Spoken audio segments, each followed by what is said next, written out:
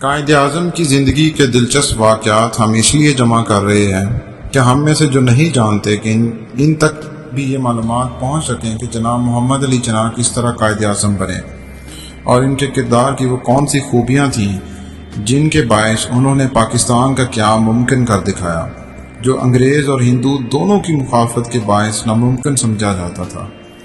جناب ممتاز حسن مرحوم state bank of Pakistan کے سربراہ تھے۔ وہ قائد اعظم سے اپنی ملاقاتوں کے بارے میں لکھتے ہیں، ہندوستان کے سیاسی حلقوں کے حوالے سے اکثر سننے میں آیا ہے کہ جناب محمد علی جناح کی طبیعت آمریت کی طرف مائل تھی اور وہ دوسروں کی بات سننا گوارا نہیں کرتے تھے۔ یہ سراسر ہندو کا پروپیگنڈا ہے۔ میں سمجھتا ہوں کہ قائد اعظم کی شخصیت پر اس سے بڑا بہتان تراشا نہیں جا سکتا، کیونکہ قائد تو سر تا پا جمہوریت تھے اور مخالف کی بات سننا اور اس پر غور کرنا جمہوریت کا خاصہ ہے۔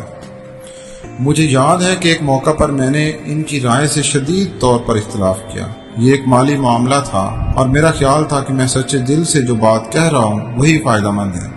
میں بحث کرتا چلا گیا، قائد نے بھی مجھ سے بحث کی، اور جب میں نے آخر میں مؤدبانہ عرض کیا کہ میں ان کے نقطہ نظر کا حامی نہیں ہو سکتا تو ان کے ماتھے پر بل تک نہ آیا۔ وہ کہنے لگے کہ آپ کو اختلاف رائے کا حق حاصل ہے۔ ممتاز حسن نے قائد کے حوالے سے بعض دلچسپ واقعات بھی درج کیے ہیں۔ وہ لکھتے ہیں، قائد اعظم کی طبیعت ظرافت کے عنصر سے خالی نہیں تھی۔ 1948 میں جب لندن سے واپس آتے ہوئے ان کا جہاز لیبیا کے ہوائی اڈے العدم پر اترا تو اس کا تذکرہ کرتے ہوئے انہوں نے مزاحیہ انداز میں مجھ سے کہا کہ مجھے لیبیا کا سیاح کہلانے کا حق ہے، کیونکہ میں نے کچھ وقت ان کی سرزمین پر گزارا ہے۔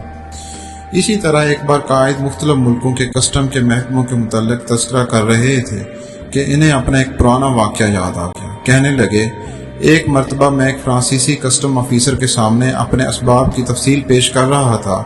ان میں سگریٹوں کے کچھ پیکٹ تھے۔ کسٹم آفیسر نے کہا کہ ان پر آپ کو کسٹم ڈیوٹی دینا ہوگی۔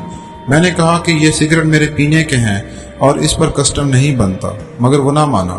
اس پر میں نے دیکھتے ہی دیکھتے سگریٹ کے ڈبے اس کے ہاتھ سے لے کر جنگلے کے باہر پھینک دیا۔ کہا، قانونی طور پر اب میرے پاس نہ تو سگریٹ ہیں اور نہ مجھ سے کوئی کسٹم ڈیوٹی وصول کی جا سکتی۔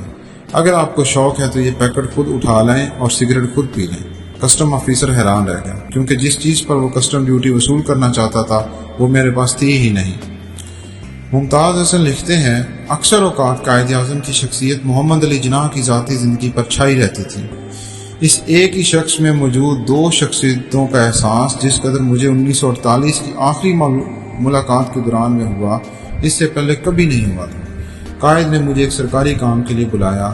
جب تک سرکاری کاغذات ان کے سامنے رہے انہوں نے مجھ سے محض اسی معاملے پر گفتگو کی، میری تجویز پر کڑی نکتہ چینی کی، ایک سوال کے بعد دوسرا، دوسرے کے بعد تیسرا، غرض کے سوالات کی ایک بچھاڑ کر دی۔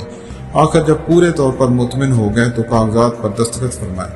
پھر قائد کے چہرے پر فی الفور تبسم نمودار ہوا اور انہوں نے اس ملاقات میں پہلی بار میرا مزاج پوچھا، پھر ہنس ہنس کر باتیں کی اور بڑی شفقت سے رخصت کیا۔ مجھے محسوس ہوا کہ میں نے ایک ہی ملاقات میں قائد اعظم محمد علی جناح، گورنر جنرل پاکستان کو بھی دیکھا اور ان سے بہت ہی مختلف ایک اور انسان یعنی مسٹر محمد علی جناح کو بھی، جو اپنے جونیئرز اور پرانے مداحوں سے اس قدر محبت سے پیش آتا تھا۔ البتہ یہ ایک حقیقت ہے کہ ان کی ذاتی زندگی ان کی سیاسی زندگی میں چھپ گئی تھی اور محمد علی جناح مشکل ہی سے قائد اعظم کے اندر سے باہر آتے تھے۔ شدید مصروفیت، صحت کی خرابی، کام کا دباؤ اور ایک بہت بڑی ذمہ داری انہیں جلد سے جلد اپنا مشن یعنی مسلمانوں کے لیے الگ وطن حاصل کرنا ہے۔ انہیں سیر و تفریح، ہنسی مذاق یا زندگی کے لطیف پہلوؤں میں دلچسپی نہیں لینے دیتی تھی۔ دوسرے لفظوں میں ہم یہ کہہ سکتے ہیں کہ قائد اعظم نے ایک بڑے مقصد کے لیے اپنی ہر خوشی قربان کر دی تھی۔